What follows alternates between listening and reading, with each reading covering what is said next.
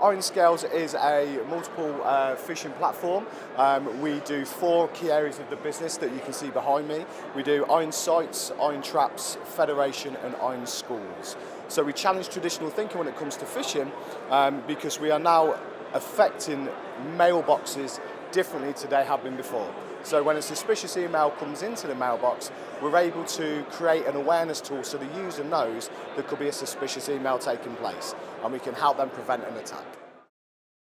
Phishing is traditionally very looked upon about human awareness is the key, and it's the answer to it all. That's one of the main reasons. You know, it's all down to the humans. We might be busy, it might be a Friday afternoon like the WannaCry event when it comes through. People are getting ready to log off, go off for the weekend and have some fun. So the humans are not always concentrating, they're not always aware of this. The second thing that we often see is with regards to the SOC teams, the IT managements.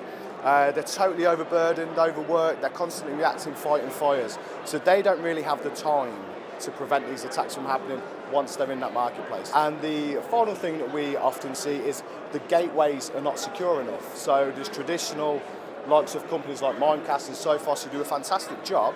However, they don't stop 100% of these attacks coming through. They stop probably around about 85 to 95%, which is fantastic, but it's those 5 to 10% ones that get through that can cause the issues. And the Science Institute said a couple of years ago that 95% of all cyber attacks start from a phishing attack. History tells us training isn't enough, unfortunately, because that's what everybody's always done. And again, this is where we go back to trying to challenge traditional thinking. So there's a lot of companies out there that do the training and awareness. But again, there's always going to be the person in the office who will go up and touch the wet paint sign and end up with paint on their fingers, right? So that's where we're trying different. It is something that we do because we do value it and we think it is important, but it's not the be-all and end-all. That's where we have the machine learning to help combat that as well. We create that awareness to kind of give the humans or the users more of a visualization to say, hey, take 5, this may be a phishing attack.